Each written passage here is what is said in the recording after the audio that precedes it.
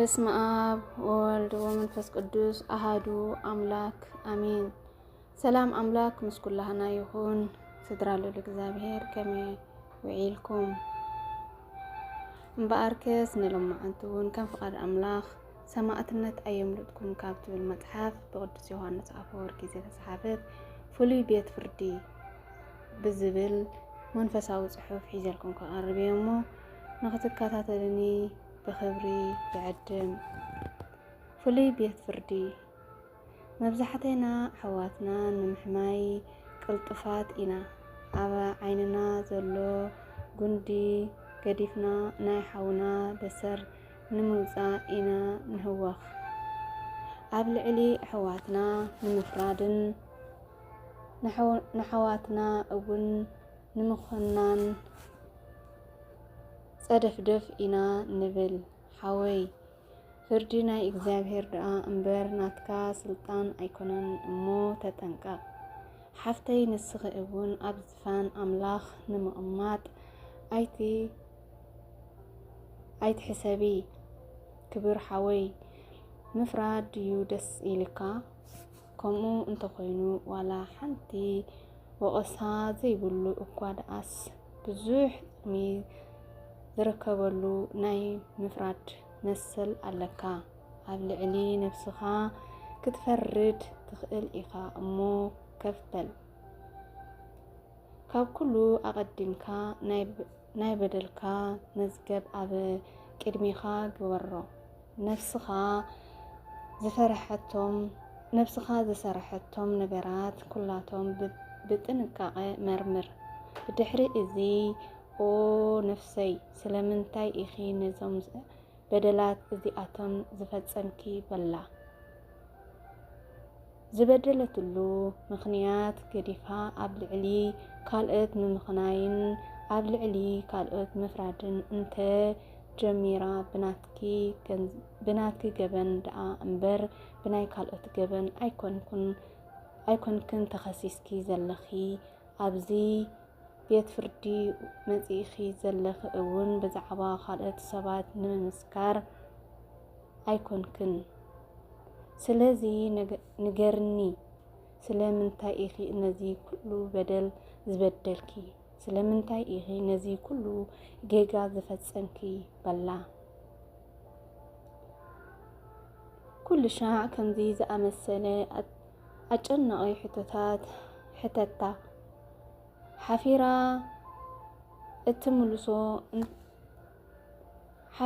እትምልሶ እንተዘይብላ ድማ በዲለዮ ኣድላዩ ዝኾነ ፍርዲ ቆናና ወስነላ። ኩሉ ሻዕ እዚ ፍሉይ ቤት ፍርዲ ትጥቀመሉ እንተኾይንካ እቲ ናይ ሓዊ ባሕሪ ስቃይ ናይቲ ሃልሃልትኡ ዘይጠፍእ ሓሰኽኡ ዘይድቅስ ባሕሪ ገሃንም ኣብ ልቦናኻ ክቕረጽ እዩ። ባዕሉ ናባይ ስለ ዝመጸኒ እዩ፣ ንሱ ስለዚ ኣታለለኒ እዩ፣ ንሱ ስለ ዝፈተነኒ እዩ እናበለት ብዲያብሎስ ከተመኽኒ ኣይትፍቀደላ እኳ ደኣ ንስኺ ስለ ዝፈቐድክሎም ደኣ እምበር እዞም ኩሎም እዚኣቶም ኣባኺ ስልጣን የብሎምን እናበልካ ንገራ።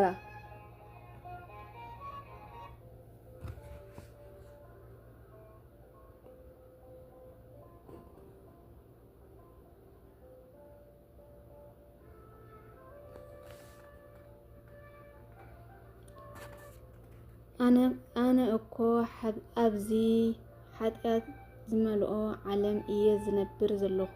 ኣነ እኮ ስጋ ዝለበስኩ እየ እንተበለትካ እውን እዚ ኩሉ እዚ ሰበብን ምኽንያትን እዩ። ብዙሓት ንስኺ ዝለበስክዮ ስጋ ለቢሶም ኣብዚ ዓለም እናነበሩ ጻድቃንን ሰማዕታትን ኮይኖም እዮም።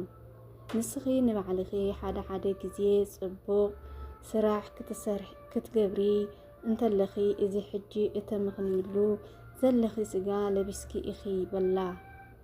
እዚ ምስ በልካያ እንተሐሚምዋ ድማ ኢድካ ኣይትልዕለላ ምክንያቱ ቆነና ካብ ሞት ዘድሕን መንፈሳዊ ልምምድ እምበር ዝቐትላ ቅፅዓት ስለ ዘይኮነ ስለዚ ምክንያት እተብዝሕ እንተኾይና ተመን ኣስሒትኒ ኢላ ዘመኽንየት ሂዋን ካብ ተሓታትነት ከም ዘይደሓነት ኣዘኻኽራ ነዚ ኩሉ ትገብር ዘለኻ ድማ ካብ ቀረባኻ ዋላ ሓደ ነዚ ኩሉ ክትገብር ከለኻ ድማ ኣብ ቀረባኻ ዋላ ሓደ ሰብ ኣይሃሉ ዝርብሸካ ሰብ ኣብ ጥቃኻ ኣይሃሉ ከምቲ ዳኛ ኣብ ናይ ፍርዲ ወንበሩ ተቐሚጡ ኣብ ናይ ፍርዲ ወንበሩ ዝቕመጥ ንስኻ ድማ ኣብ ክንዲ ኣብ ናይ ፍርዲ ወንበር ኣብ ምቹእ ገዝየን ምቹእ ቦታን ብጽሞና ተቐመጥ። ነቢይ ዳዊት ኣብ መደቀሲኹም ልብኹም መርምሩ ስቕ በሉን ከም ዝበሎ መዝሙረ ዳዊት 4:4 እዚ ቦታ እዚ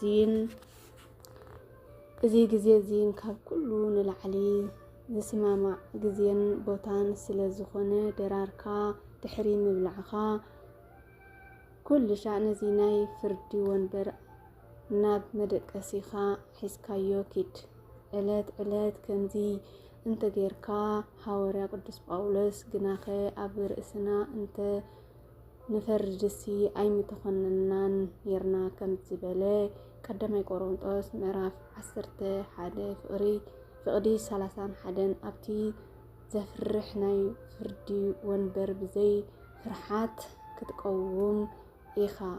አሜን። ስለ ቃሉ ናይ ቃሉ በዓል ቤት ልዕሊ እግዚአብሔር አምላክ ዘኸበረ ዝተመስገነ ይኹን።